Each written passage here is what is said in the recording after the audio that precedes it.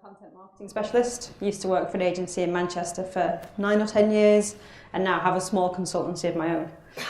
And the bit that I enjoy most about SEO is coming up with content ideas and turning those into things that build links. It's really hard, but it's quite fun. So one of the biggest challenges in content is ideas. And actually we live in a world that is full of utter crap ideas or products that started with them. Like this. This is a canned whole chicken in a can, cooked, that will live on your shelf and still be okay in 10 years. That's not okay.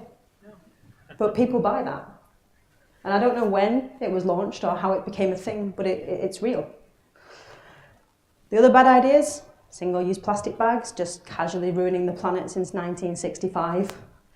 And the worst idea of them all, Brexit. Let's just get that little thing dealt with, shall we? Brexit, just ruining everything for everyone since 2016. Anyone who's been in SEO for more than a few years probably has a history of ruining things themselves, like infographics. So this is an infographic from 1856 by Florence Nightingale. She probably didn't call that an infographic, and she probably didn't build any links. But she's used data visualization to really cleverly, very cleverly actually, show preventable causes of death in soldiers over a period of time.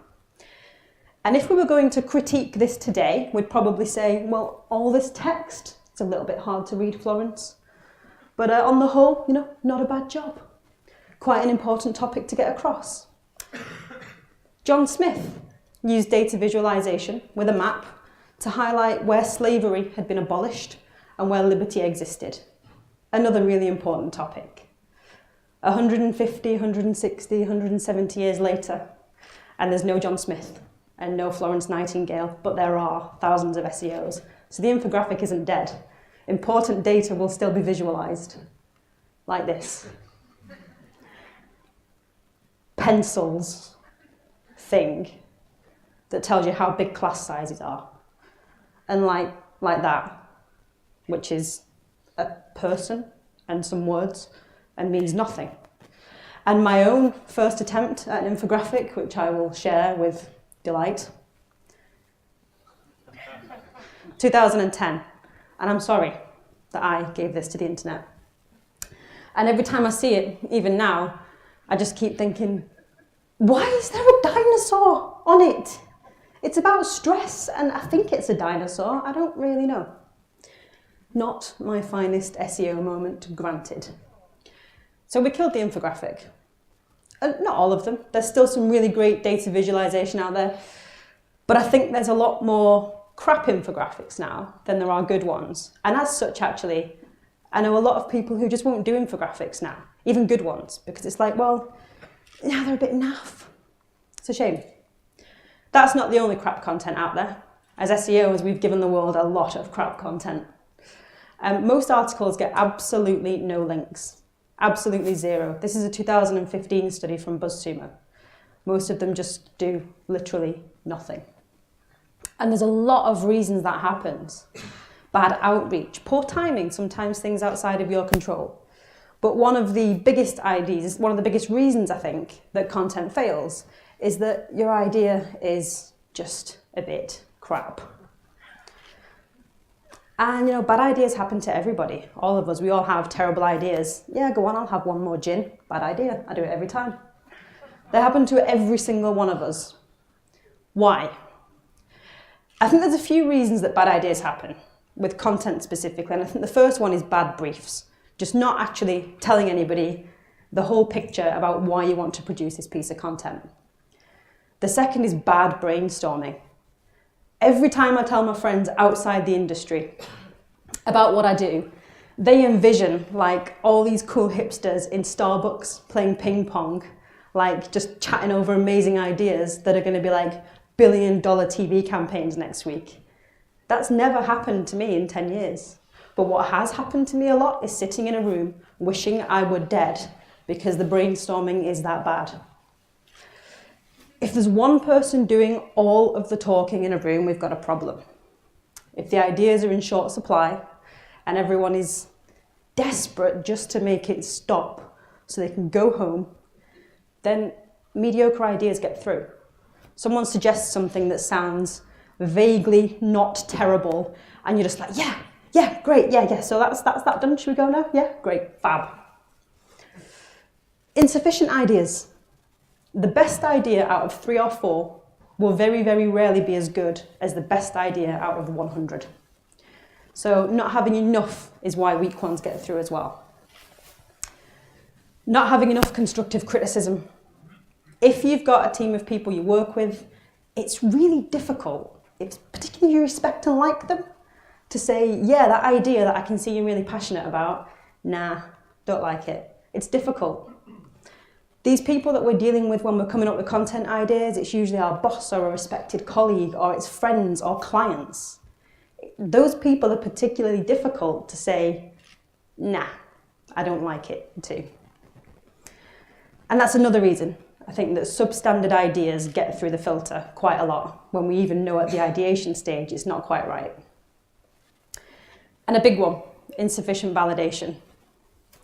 It's so easy to get caught up in the details of an idea when you're on that project, to start thinking about all the intricate little things that you stop seeing the big picture. You need to have third-party validation. Somebody somewhere who's not involved who will give you an honest yes or no, just stop. So what I want to do is share a few things that I've used over the years to successfully overcome some of these challenges and I'm not going to say no bad ideas, I still have an extra gin every time, but to just make it a little bit easier. And the first one is to spend more time on the brief. It's actually a bit of a pain writing a brief, and the brief is never as brief as it should be. I think before you get anybody in a room and ask them to come up with ideas, you need to provide a brief that gives them clarity over these 4 things. What you want to achieve with this piece of content. If it's links, as it usually is for me, then what kind of links? Where from? What sort of publications? What country do you want these links to be in? A bit more information to help people decide whether they're on the right path with their ideas. Audience. And as a side note, your audience is rarely the journalist. We all talk about what journalists like. I've spoken to many journalists who've said, this content is great for the publication I write for. I hate it, by the way, but our readers will love it. The journalist is not your audience. The people they're writing for is your audience. Profile them. What other content are they engaging with? What publications are they reading? All that information is available online with tons of different tools. Examples of other content that have achieved what you would like to achieve. Why was it good? What could have been better? What would you change? A valuable part of a brief. And ultimately, limitations. I don't like to make a brief negative. I think if you get everybody in the mindset of what cannot be achieved, then you can kind of ruin your own session. But at the same time, there's no point having people brainstorming ideas for hugely creative, popular culture-related content if your client has a compliance department that will shoot it down straight away.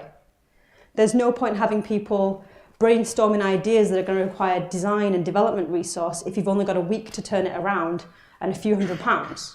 So key limitations like compliance, budget and timescales should be a part of that brief. Better brainstorming. So brainstorming is painful when it's bad. If it's just lacking in energy or no one's actually got an idea, or it's Monday morning and there's a few hangovers in the room and nobody really wants to be there. But I think the biggest limitation with brainstorming is that it assumes that everybody in the room is comfortable standing up in a professional setting and saying, hey guys, here's the best I've got, please shoot me down. And it's not something that comes naturally to everybody to be loud and vocal in a brainstorming session. And it's a conversation I started having a few years ago at the agency I was at about how we could get quieter people in the team to share ideas. And I was talking to some of the quieter people in the team who would have really great ideas on a one-to-one, but never in a brainstorm.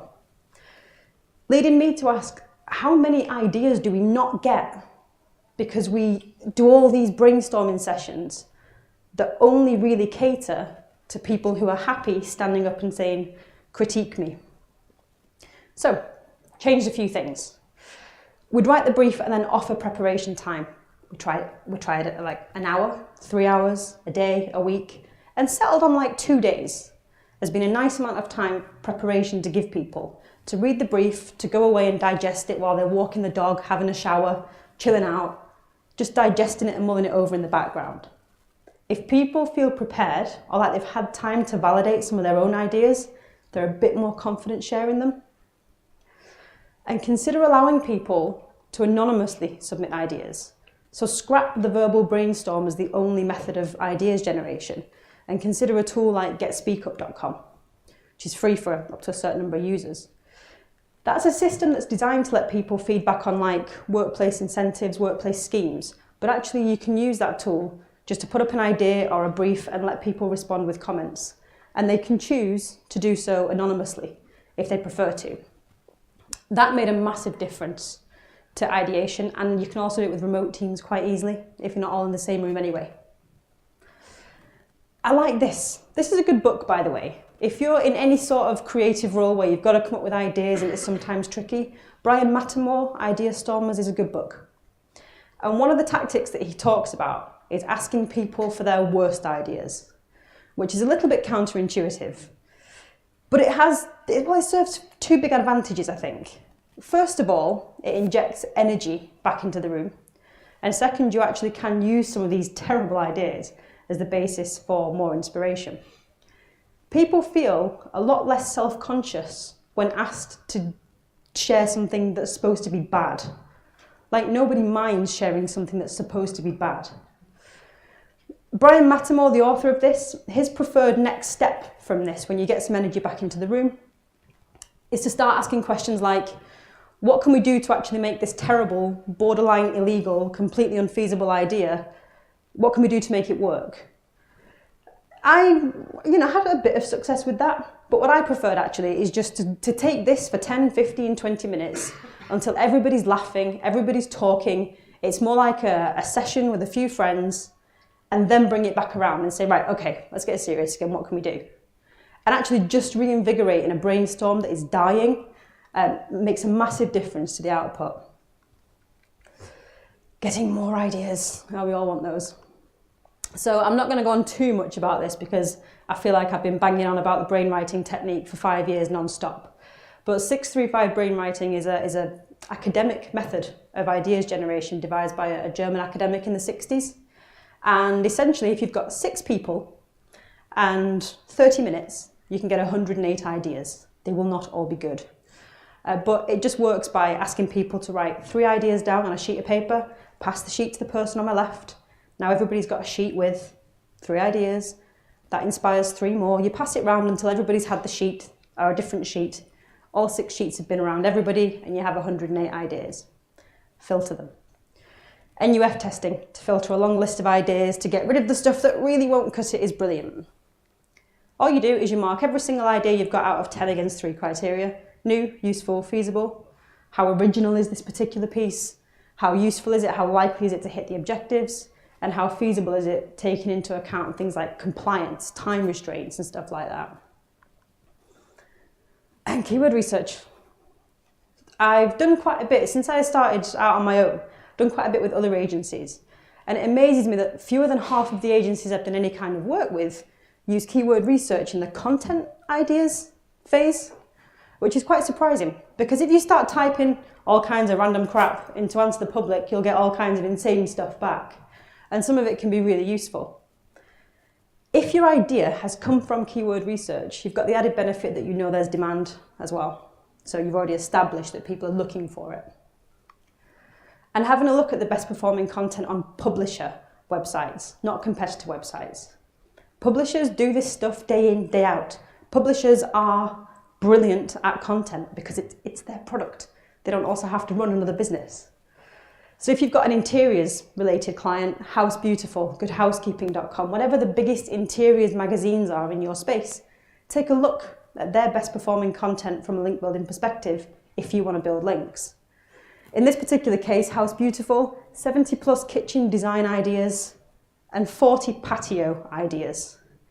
Not video, not all singing, all dancing interactive, pictures of patios. That's what's working.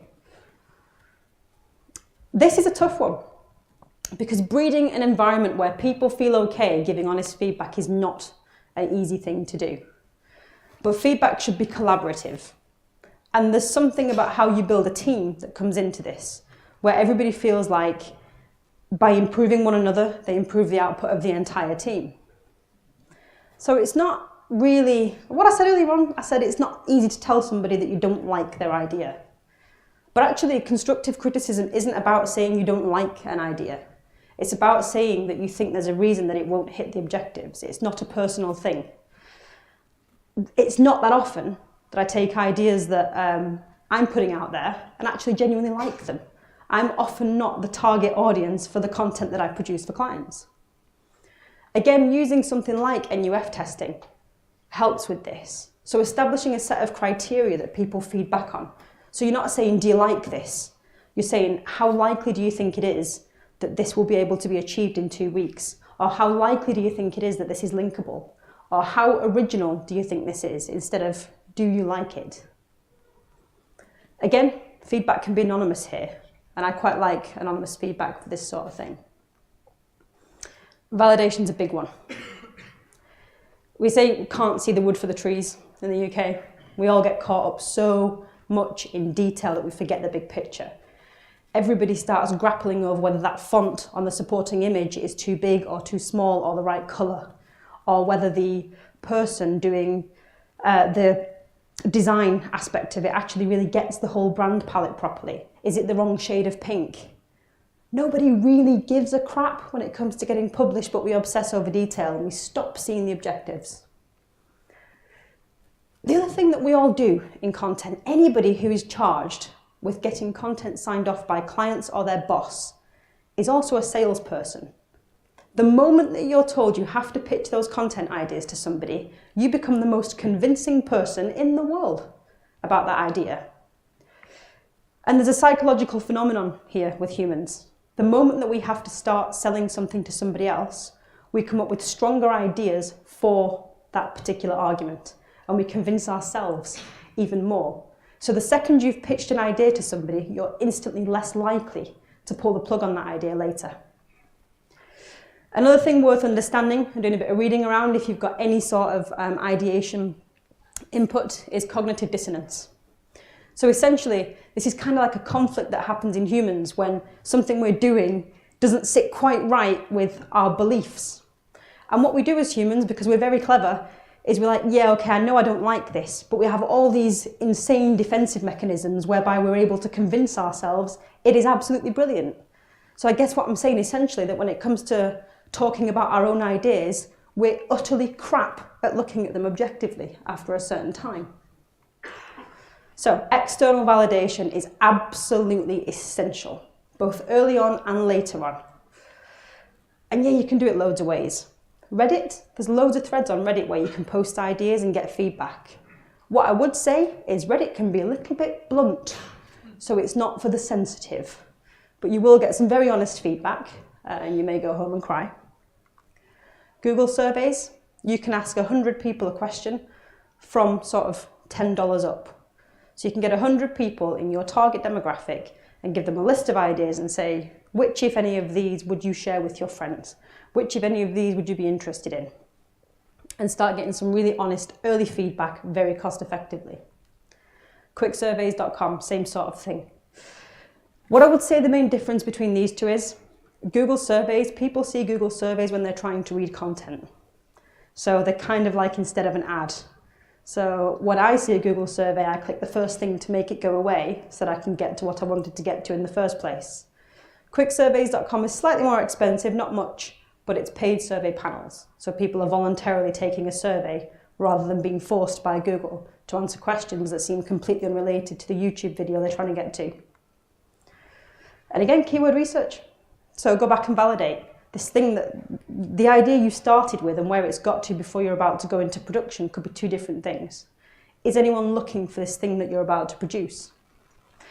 And a good example of this for me was this piece. Not particularly complex. So it was just a stress survey for a client who does blood tests. They do a cortisol blood test to check people's stress levels. And we're pretty convinced there's a good story there. Like, stress is a big, big concern for lots of people. Mental health is incredibly topical. So we were pretty confident that we had a story.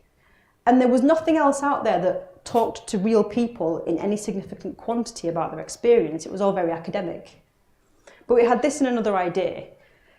And I was just teetering on the brink before we pushed the button on the survey about, like, does anyone really care about numbers like this from people? Have we become too convinced? But yeah, these 2 queries and 100 or so other queries we looked at all amounted to several thousand searches a month for people just looking for figures about this. And as a result, this is the inbound referring domains to that very simple blog post. We stopped promoting it actively in June last year at about 15 to 20 links. As of yesterday, it was at 98. They've been passively happening in the background because people are looking for stress statistics and finding this piece, and it's compelling enough.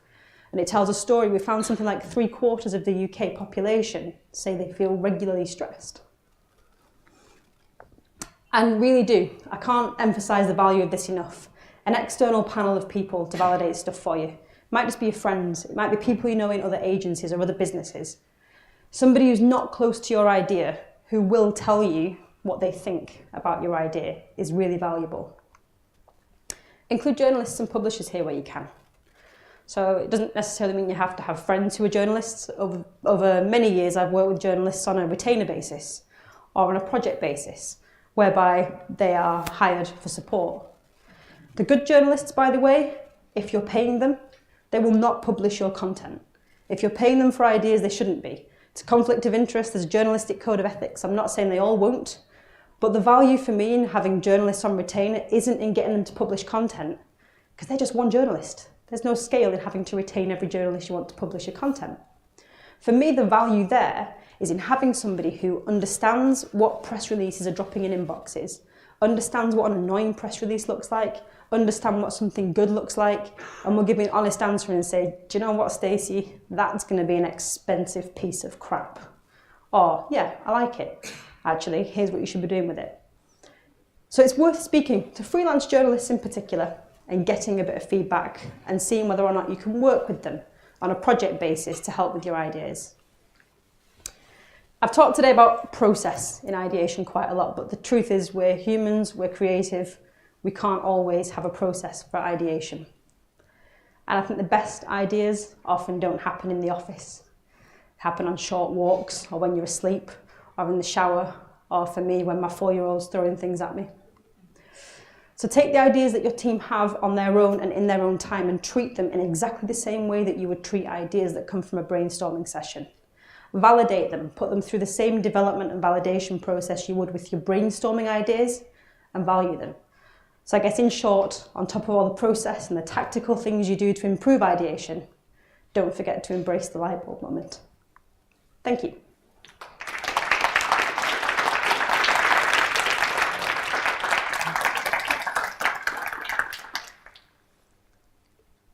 Questions, anybody? Yeah. Shall I be first? Yeah, sure. Yes. Someone in the front row first. Stacey, Yeah. that was a very great presentation because I did the content as well. I did the briefs, so you taught me a lot. My question for you is having that process. I mean, I don't know, it can be a process, right? You cannot scale it. Yeah. It's what we people think in agencies and how to scale every business, obviously. But with the content, you can't do this. So my question is, how many content pieces you can create with your team per month doing that kind of approach? Yep. So there's only 5 of us now, and it's lovely. It's small and great, and everybody's hands-on. And it's anything from sort of 4 to 8 medium-sized launches a month. But we tend to do ideation in bulk early on. So we'll, at the start of a quarter or the start of a 6-month campaign, we might do all the ideation and then develop it gradually. So it will vary, and some content pieces are smaller than others. But yeah, I think there's some degree of scale available, but as soon as you start thinking hundreds, I think you just lose what's important about content. Excellent, thank you. No problem. Hi. Thank you very much No for problem. the presentation. A lot of us are in SEO. Yeah. How would you validate your content ideas outside of SEO? Like, how would you approach that? If someone came to you and said, hey, Stacey, I want to have some cool content about SEO. Yep. So if the content, I guess it depends on the objectives of the content. So if it's actually just to drive traffic, I would be going straight every single time to people who you want to be reading the content and saying, what do you think of these ideas? Are you interested? I would also be doing things like checking it doesn't already exist elsewhere. If something similar does exist, how is it performed? Do people care? And I would be checking social media performance as well if your objectives are social related. But certainly if there's any kind of link building objective around any sort of content, validating it against keyword research, keyword data, and sanity checking it against what's working for big publisher sites in your niche. Thanks. No problem. Hi. I have a question. So I just wondering, no, then. Yeah, I'm just wondering, great process of validation. We do a lot of content on our site as well. So I'm wondering, have you ever tried to involve experts to a validation process? Because there are sometimes, like even me, I do digital marketing, yeah, I understand, in link building, content marketing, but technical SEO, that's not my strongest point. Mm-hmm. So have you ever tried besides asking just people, interviewing them, or just, running surveys, involving experts in those validation processes, and how it in general complicates it, makes it, I don't know, longer, or just, Yeah. Well, if the content that we're doing is like an expert topic that needs a psychologist or a healthcare expert, we would never dream of writing that without getting some expert insight. Not the kind of thing you want to get wrong. So I think there's fact checking, but then also speaking, because if I speak to a healthcare expert, they're looking at factually, is this content right? Rather than do people care about it? That's kind of more of a marketing thing. So I'll always get things sanity checked by an expert in any area, absolutely. And if someone's provided a bit of comment for something, I'll usually go back to them before publication and say, still okay that this is normal. It can make the process a little bit longer, but I think you just have to account for getting that right. It's much better to take a bit longer, get somebody else involved, than publish something that blows up in your face because it's factually inaccurate. Okay, yeah, makes sense. Yeah. Thank you very much. Thank you. Thank you. Cheers, thanks guys.